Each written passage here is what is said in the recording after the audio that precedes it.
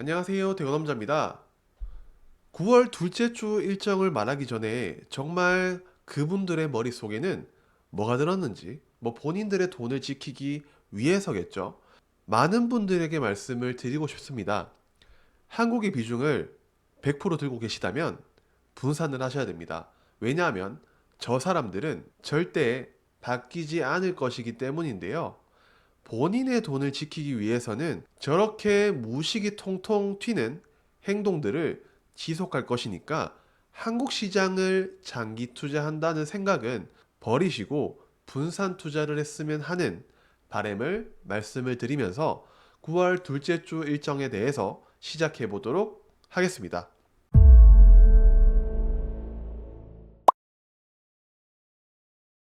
지수를 말할 때가 지금은 정말 조금 죄송스러운 마음이기도 하고 진짜 한숨만 나오는 시장인데요. 그래도 코스피 지수를 보겠습니다. 코스피 지수의 경우에는 정말 최악 오브 더 최악인데 지금 지켜야 되는 자리가 2540포인트 부근인데 여기에서 일단은 밑꼬리를 달아줬습니다. 하지만 이 밑꼬리는 그대로 월요일에 깨질 가능성이 높은데요. 제가 생각한 1차 포인트가 2540포인트에서 2590포인트였는데 이 부분은 깨질 가능성이 높습니다. 하지만 월요일에 이 2528포인트를 회복을 한다면 조금은, 진짜 아주 조금은 긍정적인 생각을 해볼 수도 있는데, 만약에 이 부분도 깨진다면 2차 레인지를 생각을 해봐야 되는데 2차 레인지가 2480포인트에서 2520포인트, 생각하기 싫은 수치인 것은 분명합니다. 하지만 우리는 어느 정도 대응을 해야 되고, 만약에 돌린다면 어느 위치에서 돌리는지, 그러면 우리는 포지션을 가지고 가야 될지 아니면 포지션을 또 정리를 해야 될지에 대한 부분이기 때문에 고려해 보셨으면 좋겠습니다. 코스닥 지수를 보면은 1차적인 포인트는 727포인트에서 705포인트 깨질 확률이 높겠죠. 그래서 우리가 코스닥 레인지의 경우에는 2차 레인지인 705포인트에서 690포인트 이 부분을 바로 지켜봐야 됩니다.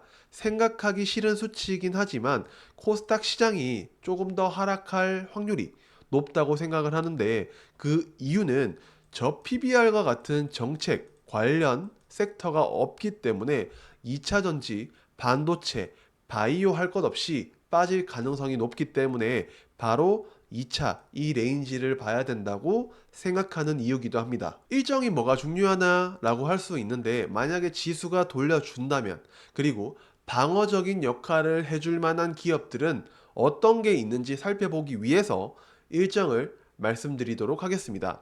첫 번째 9월 9일 월요일 일정으로는 애플이 아이폰 16을 공개를 합니다. 최초의 AI 스마트폰이기도 한데요. 아마 지수가 돌려준다면 2주의 메인 일정이 될 확률이 저는 높다고 생각을 해봅니다.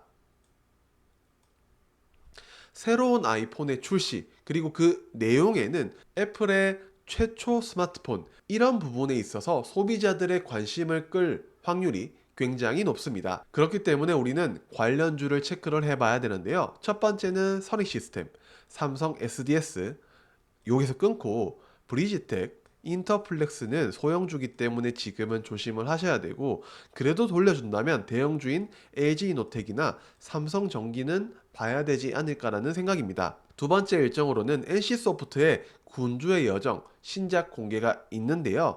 경기 불황이나 경기 침체의 상황에서 게임 관련주들이 방어적인 역할을 해줬다는 것은 우리가 봐야 되는 이유이기도 합니다. 그래서 관련주로 NC소프트, 크래프톤, 넥슨 게임즈, 시프트업 정도는 한번 보시면 좋겠습니다. 그리고 월요일 세 번째 일정으로는 북한의 정권 수립일입니다. 도발 가능성이 높기 때문에 이 부분도 보셔야 되는데, 최근에 봤을 때 방어적인 역할을 해줬던 방산 관련주가 있는데 힘을 못 쓰는 모습이기도 합니다. 하지만 만약에 돌려준다면, 아니면 지수를 조금 방어하기 위해서 방산 관련주에 돈이 들어올 가능성도 있기 때문에 현대로템이나 하나시스템, 한국항공우주 정도는 체크를 해보셨으면 합니다. 9월 10일 화요일 일정으로는 마이크로소프트의 사이버 보안 서밋, 보완 일정인 추가적으로 있는데요. 관련주로 센즈랩, 엑스게이트, ICTK, KCS 정도가 있는데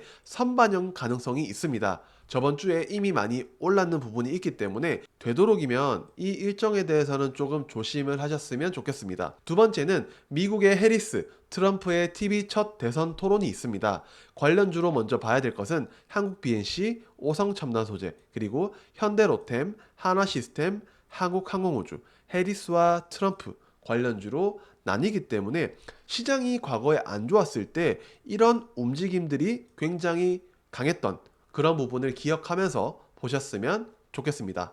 다음 일정으로는 중국 화웨이가 트리폴드라는 세 번 접는 핸드폰을 공개할 예정인데 의미 없습니다. 그냥 반짝할 일정으로 보시면 좋겠는데요. 관련주로 덕산네오록스, 선익시스템, PI 첨단 소재가 있는 정도만 알고 계시면 좋겠습니다.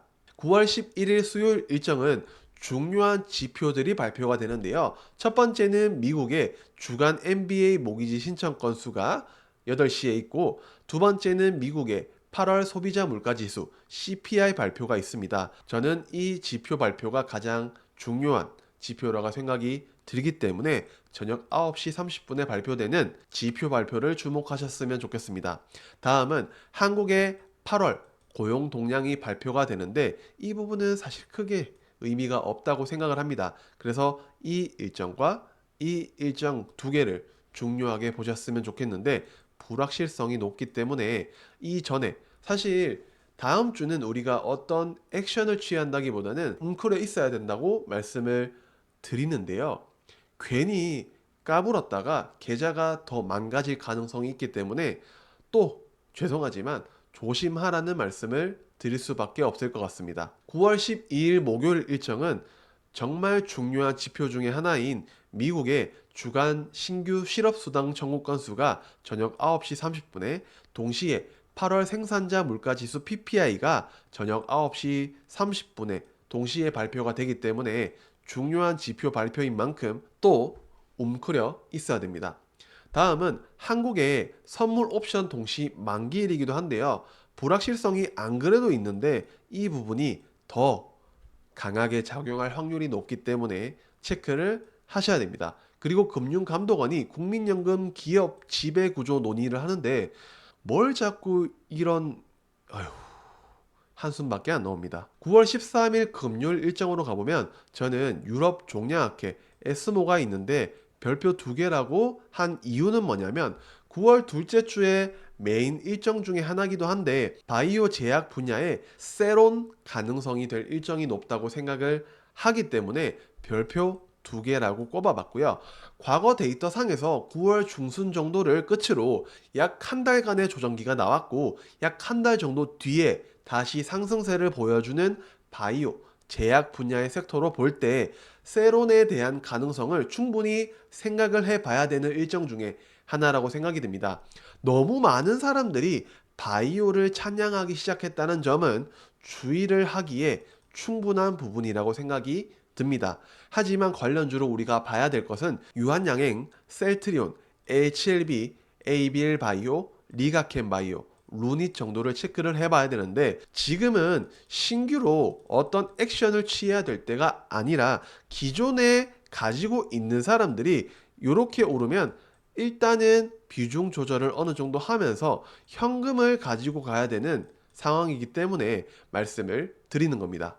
9월 둘째 주 주요 일정에 대해서 정리를 해보자면 9일 월요일에는 애플의 아이폰 16 공개, 10일 화요일에는 마이크로소프트의 사이버 보안 서밋 보안 일정이 있는데 알고만 계시고 미국의 해리스 트럼프의 TV 첫 대선 토론 때 관련주들의 움직임을 체크를 해보셨으면 합니다. 11일 수요일에는 미국의 주간 NBA 모기지 신청 건수 8시에 발표가 있고 8월 소비자 물가지수 CPI가 저녁 9시 30분에 있다는 점, 12일 목요일에는 미국의 주간 신규 실업수당 청구 건수 저녁 9시 30분, 미국의 8월 생산자 물가지수 PPI가 저녁 9시 30분에 동시에 있다는 점, 마지막으로 13일 금요일에는 유럽 종량학회 에스모 행사가 있는데 세론이 될 가능성이 높다는 점까지 보셨으면 좋겠습니다. 마지막으로 그나마 우리가 폭락의 방어를 한다면 저는 코덱스 보험 ETF가 그나마 괜찮지 않을까라는 조심스러운 생각인데요. 추세는 그대로 상승 추세를 타고 있는 차트의 모습입니다. 배당과 정책, 즉 저 PBR과 관련된 대표적인 종목 섹터이기도 한데요. 금리 인하의 수혜 섹터이기도 하며 은행, 보험을 우리는 그래도 그나마 봐야 되는 섹터라고 생각을 한번 해볼 수 있을 것 같습니다. 하지만 관망을 하는 것이 현재는 정답이 아닐까라는, 이번 영상은 굉장히 좀 보수적이지만 뭐 어떡하라는 건데 라는 부분으로 생각할 수 있는 영상이기 때문에 저는 굉장히 송구스럽게 생각을 하고요. 아마 다음 주 일정 영상에는 그나마 조금 긍정적이지 않을까라는 생각을 해보면서 제발 계좌가 크게 무너지지 않았으면 좋겠다는 말씀을 드리면서 저는 다음 영상에서 찾아뵙도록 하겠습니다. 힘내시고요. 좋아요, 구독 버튼은 우울하긴 하지만 부탁드리겠습니다. 안녕.